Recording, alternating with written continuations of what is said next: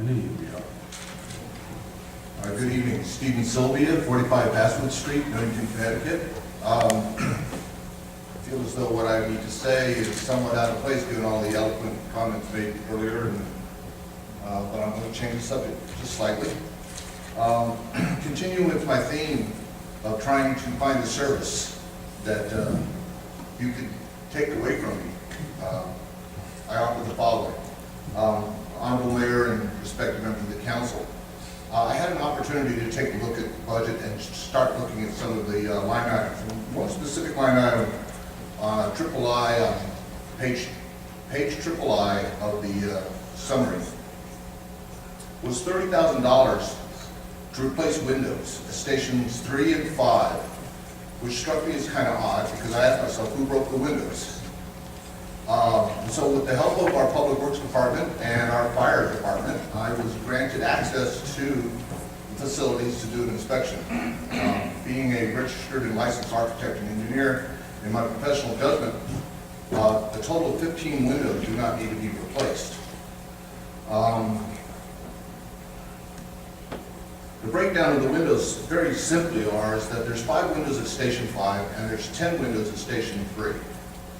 Of the 10 windows at Station 3, 7 have already been replaced rather recently. And there are 3 windows on the north side that upon inspection only require minimal scraping and painting. They are all functional. So I'm kind of questioning why we're wanting to replace them. At Station number 5, I looked at all 5 casement windows.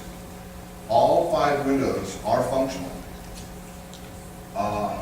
Only minor maintenance is required. One window needs a new seal around it, which costs $14.79 at Lowe's, plus labor to install. One window had a broken crank, $36, labor to install. All windows needed to have exterior scraping and painting to bring them up. So what I'm trying to bring to you is that for less than $1,000, and I understand you're going to allocate $30,000 in the budget. You've got $29,000 available to reallocate to other activities.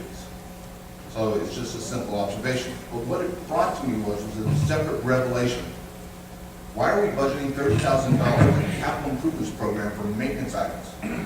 So that made me go out and randomly select another item that was in the capital improvement budget for a dump truck.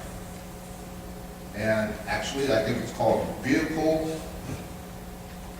number 322. So with the help of the Public Works Department, I managed to take a look at the logs and the condition of the truck. It is considered to be fully depreciated this year, and the budget recommends that we spend $185,000 to go buy a brand new spanking truck. And I'm looking at the truck, and I brought along a licensed mechanic, certified by the state of Connecticut. And he evaluated the vehicle and basically came back and said, Steve, if you needed to replace the entire undercarriage, chassis, drivetrain, and the entire structure, plus address the rust, you wouldn't spend more than $35,000 to bring it up to code.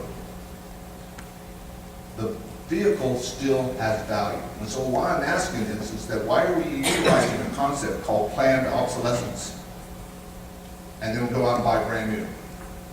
I'm asking you to take a closer look at the assets and at our budgets. I know you need to spend the money, but I'm asking that our town administration be far more judicious in the spending of our limited resources. We're all here and we're willing to put up, suffer, pull through, and pay the mill rates.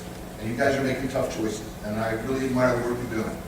But I'm asking that the town administration, and I'll specifically challenge our town manager, please be far more judicious in the use of our assets. Thank you. Thank you.